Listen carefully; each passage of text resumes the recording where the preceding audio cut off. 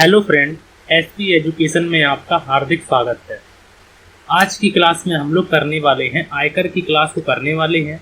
और जो आयकर में अभी तक अगर हम लोग बात करते हैं तो अभी तक हम लोगों ने क्या क्या किया हुआ है। तो हम लोगों ने आयकर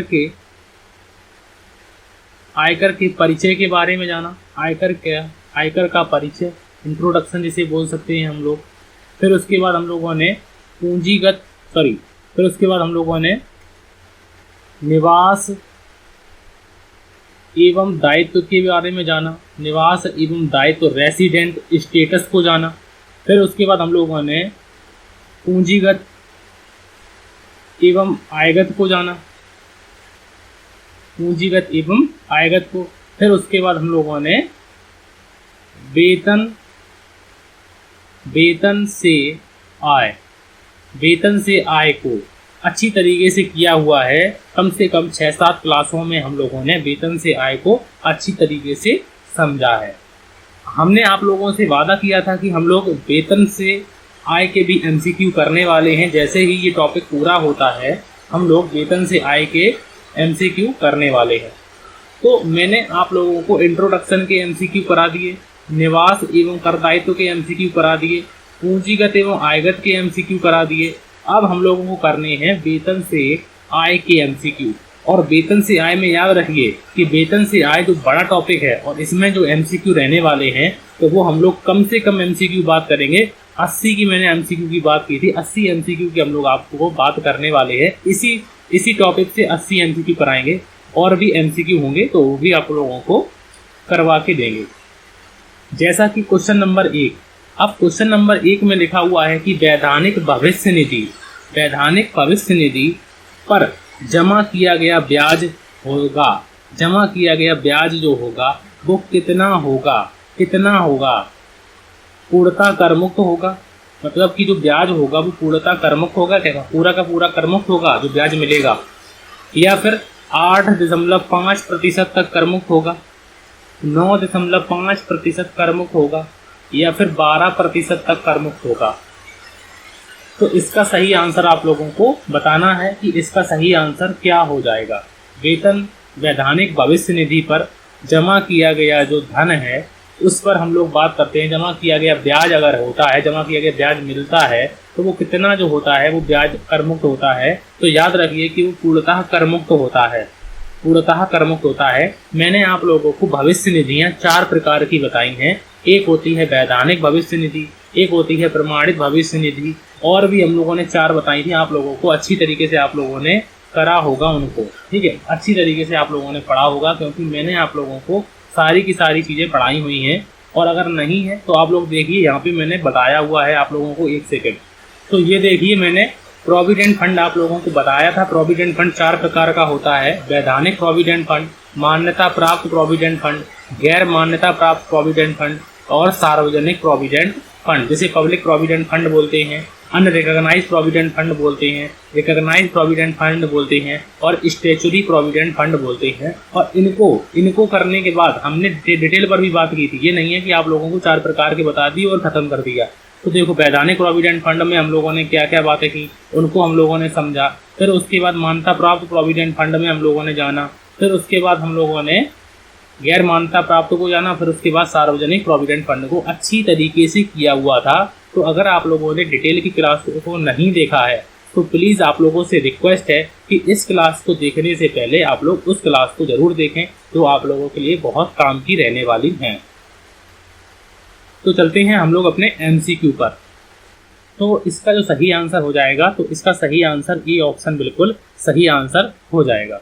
उसके बाद नेक्स्ट क्वेश्चन की तरफ पढ़ते हैं हम लोग। और नेक्स्ट क्वेश्चन में लिखा हुआ है प्रमाणित भविष्य निधि पर जमा किया गया ब्याज होगा। अगर प्रमाणित भविष्य निधि है, मतलब कि हम लोगों की रिकॉग्नाइज की बात करते हैं, हम लोग मान्यता प्राप्त की बात करते हैं हम लोग, तो उस पर जो ब्याज की दर होती है तो वो पूर्णतः कर मुक्त होती है। 8.5 तक कर मुक्त होती है, 9.5 पर कर मुक्त होती है, या फिर 12% तक कर मुक्त होती है। तो इसका जो सही आंसर है वो है हम लोगों का सी ऑप्शन बिल्कुल सही आंसर हो जाएगा कि 9.5% तक कर मुक्त होती है तो इसका सही आंसर हो जाएगा। और उसके ऊपर की जो रकम होती है उस पर टैक्स लगता है। उसके बाद नेक्स्ट क्वेश्चन, और नेक्स्ट क्वेश्चन में लिखा हुआ है क्वेश्चन नंबर 3 में लिखा हुआ है, क्वेश्चन नंबर 3 में लिखा हुआ है कि अप्रमाणित भविष्य निधि पर, अप्रमाणित भविष्य निधि पर जमा किया गया ब्याज, अगर अप्रमाणित है, अनरिकॉग्नाइज है, मतलब कि गैर मान्यता प्राप्त है, तो जो है जमा किया गया ब्याज तो कैसा होगा, पूर्णतः करमुक्त होगा या फिर 9.5% तक करमुक्त होगा। ना तो करमुक्त होगा और ना ही करयोग होगा उपार्जित वर्ष में।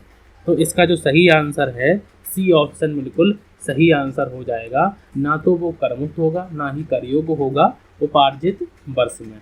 ठीक है। उसके बाद नेक्स्ट क्वेश्चन, और नेक्स्ट क्वेश्चन में लिखा हुआ है क्वेश्चन नंबर 4 में लिखा हुआ है, क्वेश्चन नंबर 4 में। अब 4 में क्वेश्चन को लिखा हुआ है कि धारा 10 की धारा 10 सेकंड के अनुसार, सेकंड के अंतर्गत एक कर्मचारी को, जिस पर ग्रेच्युटी भुगतान अधिनियम की बात करते हैं, तो ग्रेच्युटी भुगतान अधिनियम जिस कर्मचारी को, जिस जो है ग्रेच्युटी भुगतान अधिनियम 1972 लागू होता है, करमुक्त ग्रेच्युटी की अधिकतम सीमा क्या है।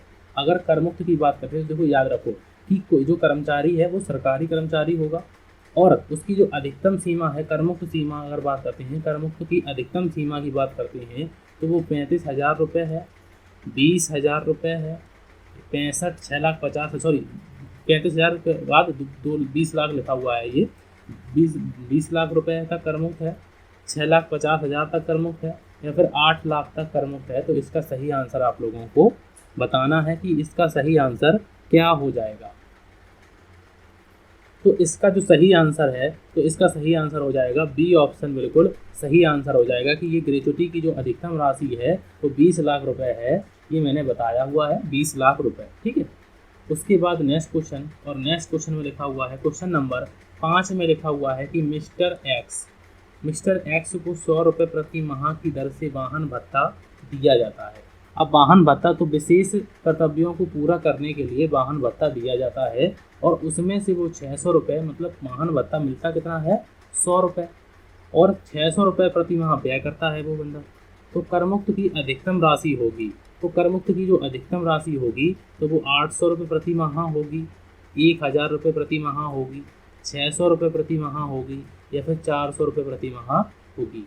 तो इसका सही आंसर हो जाएगा कि वो 600 रुपये होगी, क्योंकि वो जो भत्ते हैं, तो ये भत्ते जो ऐसे होते हैं जो विशेष कर्तव्यों को पूरा करने के लिए मिलते हैं। अब कर्तव्य पर राशि कितनी खर्च करते हैं हम 600, तो ये जो 600 रुपये हैं तो यही राशि करमुक्त होगी, तो इतनी ही राशि हम लोगों की करमुक्त होगी। तो इसका राइट आंसर 600 रुपये प्रति माह की दर से हो जाएगा। तो इसका सही आंसर सी ऑप्शन बिल्कुल सही आंसर है। उसके बाद नेक्स्ट क्वेश्चन, और नेक्स्ट क्वेश्चन में लिखा हुआ है क्वेश्चन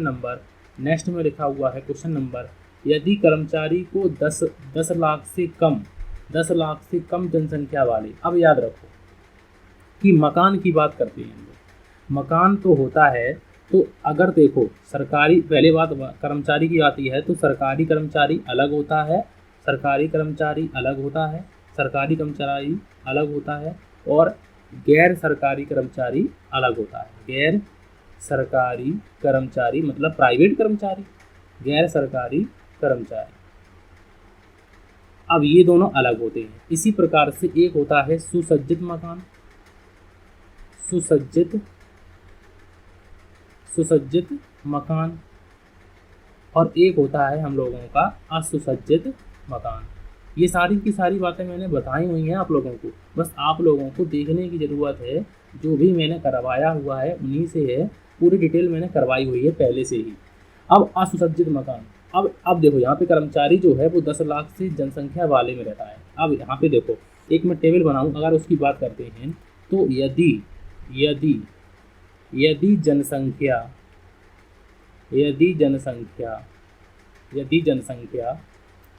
25 लाख सॉरी एक सेकेंड, यदि जनसंख्या 25 लाख से अधिक है, 25 लाख से अधिक है, 25 लाख से अधिक है, तो वेतन का कितना प्रतिशत, तो तब वेतन का जो है प्रतिशत की बात करते हैं, तब वेतन का 15%, वेतन का 15% लिया जाएगा। ठीक है, मकान की सुविधा का मूल्य जो होगा वो वेतन का 15% होगा यदि जनसंख्या 25 लाख से अधिक होगी। यदि जनसंख्या, अगर दूसरे केस की बात करते हैं तो यदि जनसंख्या 10 लाख से अधिक 10 लाख से अधिक 25 लाख से कम 25 लाख से कम होती है। अब 25 लाख से अगर कम होती है और 10 लाख से अधिक होती है, तब केस क्या है? तब केस की बात करते हैं, तब हम लोग लेते हैं वेतन का 10%। और यदि जनसंख्या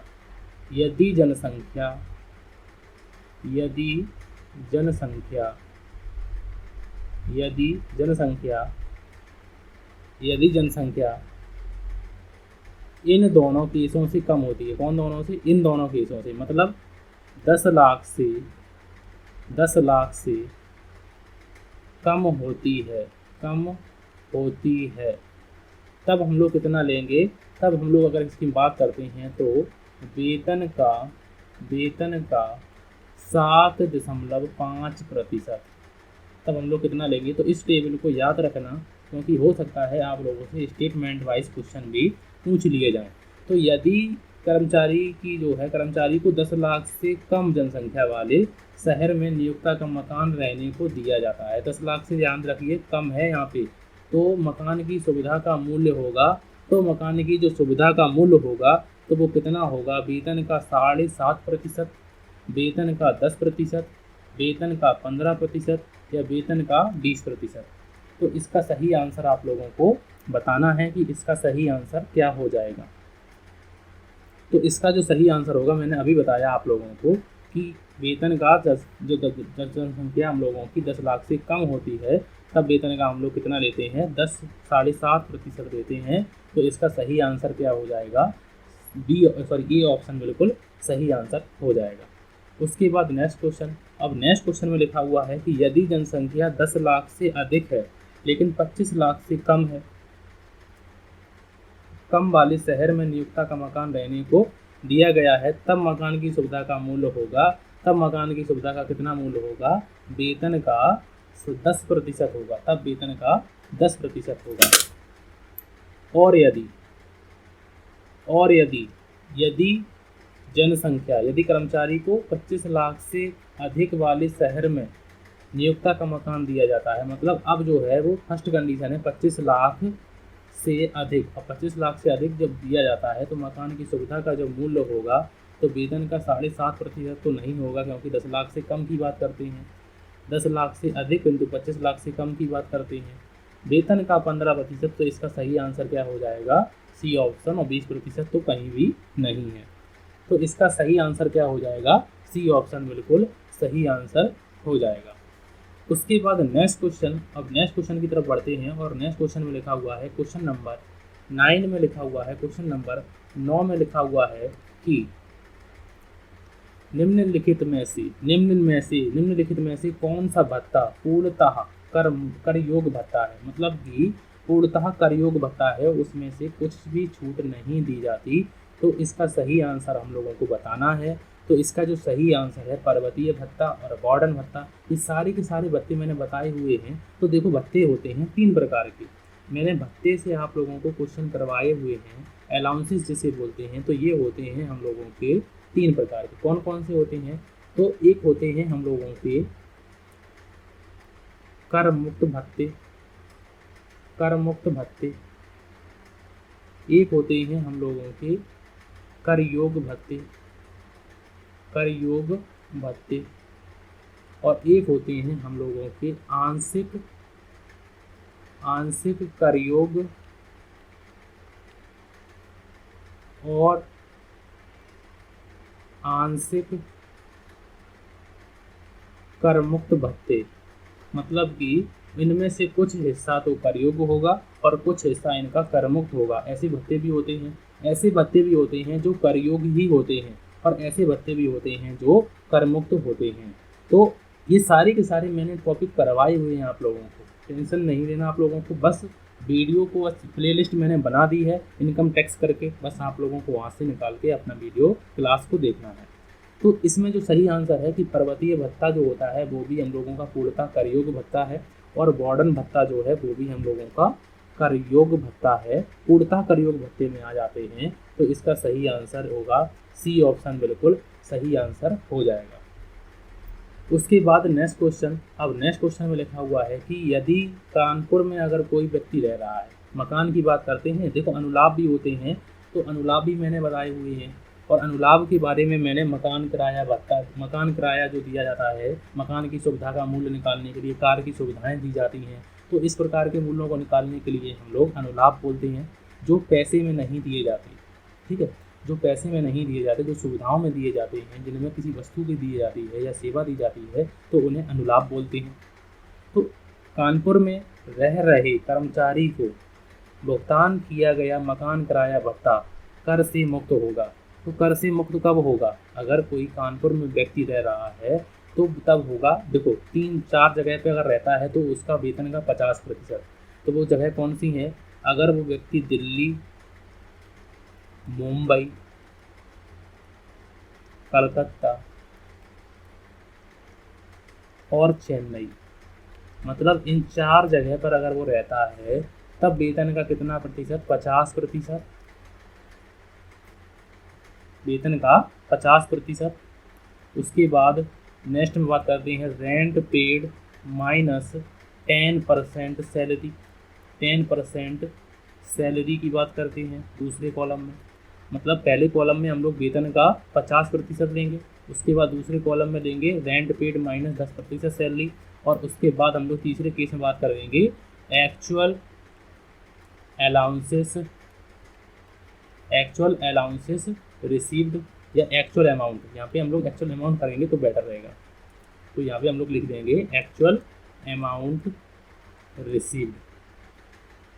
ठीक है, तो अगर इन 3 केस है, ये 3 केस है, ठीक है। अब इसमें हम लोगों को मान लो कुछ रुपए मिले, इसमें से हम लोग कुछ रुपए लेंगे और कुछ में से इसमें से, तो इन तीनों में से जो मूल्य सबसे कम होगा, जो इन तीनों में सबसे मूल्य कम होगा, वही राशि हम लोगों की कर मुक्त होगी।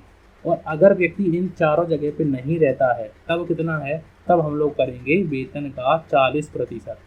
तो इसका सही आंसर क्या हो जाएगा? वेतन का 40% हम लोग लेते हैं। भुगतान किराया माइनस, यहाँ पे माइनस लगा हुआ है, ठीक है, यहाँ पे रखना माइनस वेतन का 10% और वास्तविक भत्ते की वास्तविक राशि। तो इसको हम लोग, इसमें लिखा हुआ है कि उपरोक्त ए, बी और सी में जो कम हो, मतलब इन तीनों में जो कम हो वो राशि हमारी कर मुक्त होगी। तो इसका सही आंसर क्या हो जाएगा? डी ऑप्शन बिल्कुल सही आंसर हो जाएगा। उसके बाद नेक्स्ट क्वेश्चन, और नेक्स्ट क्वेश्चन में लिखा हुआ है, क्वेश्चन नंबर नेक्स्ट में लिखा हुआ है कि यदि जो है वो दिल्ली में रह रहे कर्मचारी को भुगतान किया गया मकान किराया भत्ता कर से मुक्त होगा, तब दिल्ली में अगर रहता है तो मैंने बताया था वेतन का 50%, भुगतान किराया माइनस वेतन का 10% और भत्ते की राशि, यहाँ पे लिखा हुआ है राशि की बात हम लोग करते हैं, भत्ते की राशि। तो इसका सही आंसर क्या हो जाएगा? तो इसका सही आंसर डी ऑप्शन बिल्कुल सही आंसर हो जाएगा। और ये मत सोचिए कि मैंने अभी आप लोगों को कुछ बताया नहीं है, ये सारी की सारी बातें मैंने बताई हुई हैं, एक भी बात ऐसी नहीं है जो आप लोगों की वहाँ मैंने छोड़ी हो, सारी की सारी मैंने आप लोगों को वहाँ पर बातें बताई हुई हैं। उसके बाद नेक्स्ट क्वेश्चन, और नेक्स्ट क्वेश्चन में लिखा हुआ है क्वेश्चन नंबर नेक्स्ट की बात करते हैं हम लोग, और क्वेश्चन नंबर नेक्स्ट में लिखा हुआ है मिस्टर एक्स हैं जो 3 बच्चों के लिए 80 रुपये प्रति बच्चा प्रति माह की दर से बच्चा शिक्षा भत्ता 240 दिया जाता है, कर से मुक्त राशि होगी। तो कर से ये पूछा है, कर से मुक्त राशि कितनी होगी? तो याद रखिए कि यदि किसी भी व्यक्ति को, चाहे कोई भी व्यक्ति हो, यदि उसे बच्चों की शिक्षा का भत्ता अगर मिलता है, शिक्षा का भत्ता की अगर हम लोग बात करते हैं तो 2 बच्चों का, मिनिमम 2 बच्चों का, मतलब मिनिमम हो चाहे मैक्सिमम हो, तो 2 बच्चों का कितना रुपए? 100 रुपये। तो कुल रुपए कितना हो गया? 200 रुपये 2 बच्चों की, ये राशि कर मुक्त होगी और बाकी की राशि हम लोगों की टैक्सेबल होगी। तो चलो हम लोग इसको सॉल्व करते हैं कि 80 रुपये प्रति बच्चा मिलता है, ठीक है। 240 रुपये इनको मिले 3 बच्चों की, क्योंकि 8 80 गुणा में हम लोग 3 करेंगे तो 8 या 24, 240 मिले। लेकिन जो इनकम टैक्स ने एक बना रखा है कि इनकम टैक्स कितने देता है, 2 बच्चों के देता है, और 2 बच्चों के कितने रुपए देगा, तो वो 2 बच्चों के उसने बोल दिया है कि 2 बच्चों का हम देंगे, सिर्फ 2 बच्चों का हम देंगे इतना रुपए। तो अगर हम लोग बात करते हैं तो यहाँ पर मिल कितना रहा है, एक बच्चे का मिलता है 80 रुपये, तो यहाँ पे कितना मिलेगा 100 रुपये में, 100 की जगह 80 रुपये मिलती हैं, तो 2 बच्चों के कितने हो गए, 160 रुपये हो गए, 160 रुपये हो गए। तो इसमें यहाँ पे 100 रुपये की कंडीशन तो बाद में लिखी हुई है कि अगर मालूम नहीं होती है तो 100 रुपये मिनिमम, मैक्सिमम 100 रुपये, लेकिन यहाँ पे 80 रुपये है तो 80 को हम लोग लेंगे, ठीक है। लेकिन अगर कोई 120 मिलता है तो वो 100 रुपये मैक्सिमम होगा, ठीक है। अभी आएंगे सवाल, ठीक है, आप लोग बेफिक्र रहिए। तो देखो यहाँ पे 2 बच्चों के मिलेंगे, ठीक है, लेकिन एक बच्चे का कितना मिलता है 80 रुपये, तो 2 बच्चों का कितना हो गया 160 रुपये। तो ये राशि हम लोगों की कर मुक्त होगी। हमसे पूछा गया है कर से मुक्त राशि कितनी होगी, तो कर से मुक्त राशि 100, 200 या 160 होगी। तो इसका सही आंसर क्या हो जाएगा, तो इसका सही आंसर हम लोगों का एक सेकेंड, इसका जो सही आंसर हो जाएगा,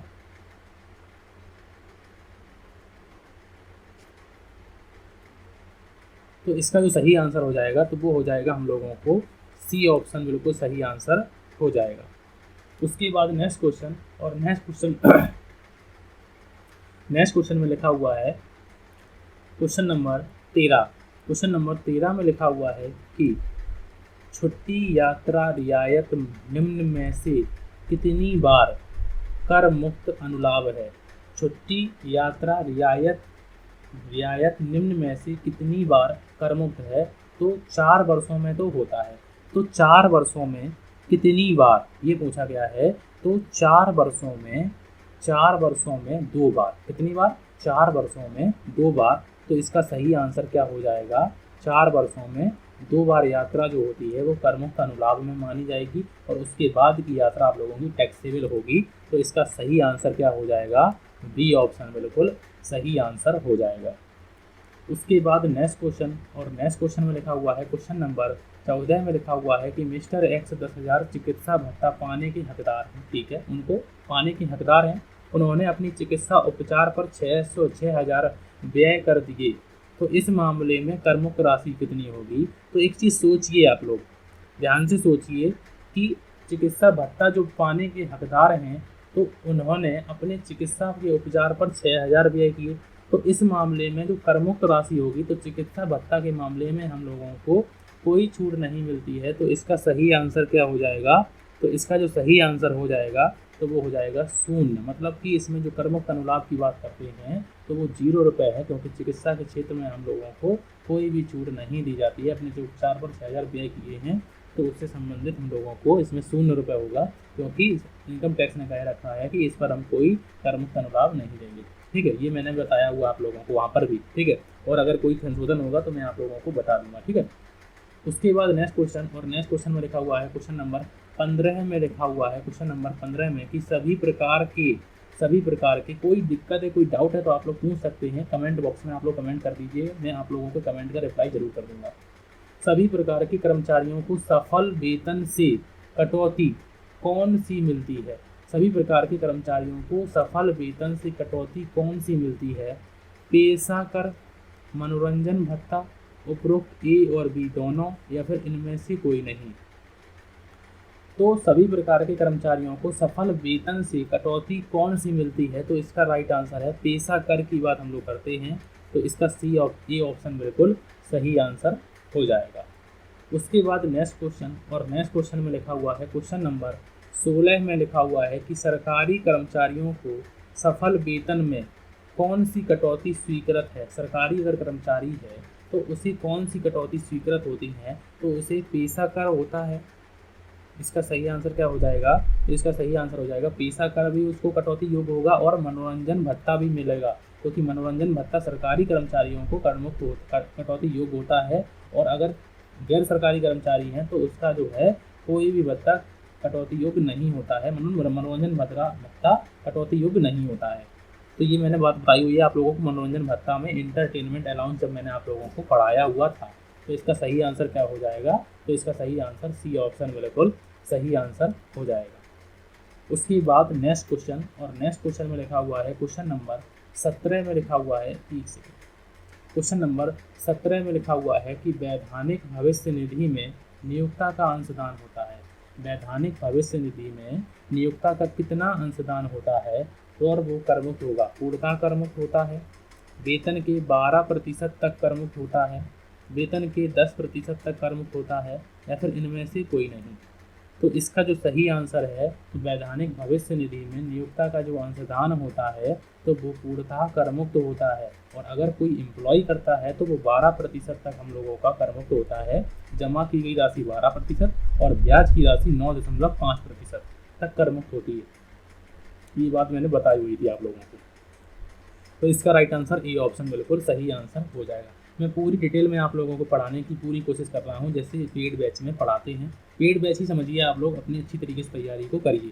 यहाँ पे देखो मैंने पहले मैंने आप लोगों को थ्योरी पढ़ाई, उसके बाद मैंने यहाँ पे न्यूमेरिकल उसके MCQ भी कराए कि किस प्रकार से MCQ पूछे जा सकते हैं और कितनी गहराई तक पूछे जा सकते हैं। ये मानिए कि ये सबसे ज़्यादा गहराई है, यहाँ से ज़्यादा कुछ नहीं है, क्योंकि मैं आप लोगों को कहीं से भी क्वेश्चन, चाहे न्यूमेरिकल की बात करें चाहे थ्योरी की बात करें, यहाँ से क्वेश्चन पूछे जा सकते हैं। ठीक है। और उसके बाद नेक्स्ट क्वेश्चन, और नेक्स्ट क्वेश्चन में क्वेश्चन नंबर लिखा हुआ है, क्वेश्चन नंबर 18 में लिखा हुआ है कि अब प्रमाणित भविष्य निधि में नियोक्ता का अंशदान होगा। प्रमाणित भविष्य निधि में नियोक्ता का अंशदान होगा, नियोक्ता का अंशदान होगा तो पूर्णतः करमुक्त होगा, वेतन के 10% तक करमुक्त होगा, वेतन के 12% तक करमुक्त होगा, या फिर इनमें से कोई नहीं।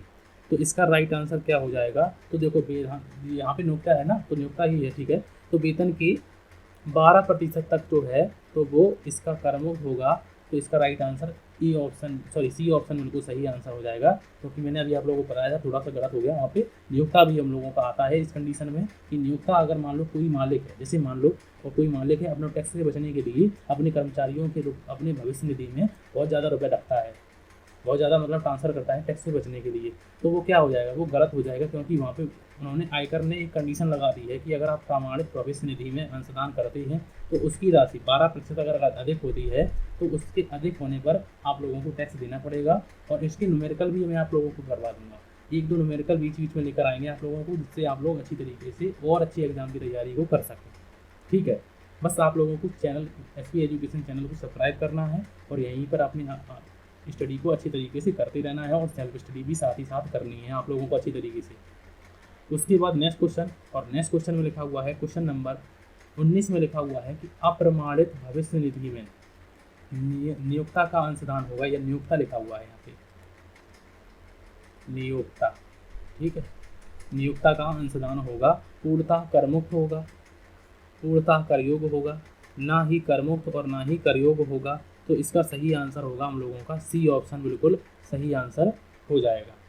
और मैं आप लोगों के लिए एक और इन्फॉर्मेशन देना चाहता हूँ कि ऑडिटिंग की क्लास जो है आप लोगों की MCQ की, वो कल से या फिर आज से ही शुरू हो जाएगी।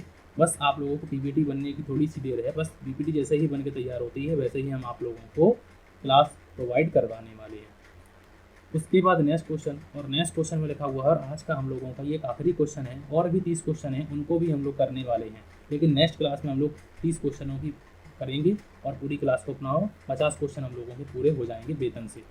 तो इसमें अगर हम लोग बात करते हैं तो जनजातीय क्षेत्र, अनुसूचित क्षेत्र, अनुसंचित क्षेत्र भत्ता सभी प्रकार के कर्मचारियों के लिए करमुक्त होता है।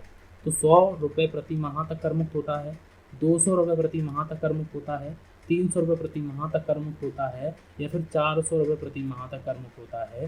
तो इसका सही आंसर जो है, तो इसका सही आंसर क्या हो जाएगा? इसका राइट आंसर आप लोगों को बताना है। तो जनजातीय क्षेत्र भत्ता की अगर हम लोग बात करते हैं तो इसका सही आंसर मैंने आप लोगों को बताया हुआ है डिटेल क्लास में कि 200 रुपये तक हम लोगों को प्रति माह अगर मिलता है तो वो पूर्णतः करमुक्त होता है। तो इसका सही आंसर बी ऑप्शन बिल्कुल सही आंसर हो जाएगा। क्वेश्चन कैसे लगे तो प्लीज़ कमेंट जरूर करें, और अगर क्वेश्चन अच्छे लगे तो कमेंट जरूर करें और वीडियो को लाइक जरूर करें। मैं ऐसे ही आप लोगों के लिए और भी वीडियो बनाने वाला हूँ और आगे बनाता रहूँगा। बस आप लोगों को थोड़ा सा सपोर्ट चाहिए, जिससे मैं और अच्छी तरीके से मोटिवेट हो सकूँ। तो अगली क्लास में आप लोगों को इनकम टैक्स की क्लास, सॉरी ऑडिटिंग की क्लास भी मिलने वाली है, और कॉस्ट अकाउंटिंग की क्लास में आप लोगों को 17 क्लासें 18 क्लासें मैंने करवा दी हैं। तो अच्छी तरीके से उनको पढ़ते रहिए और अपनी तैयारी को और अच्छा करिए।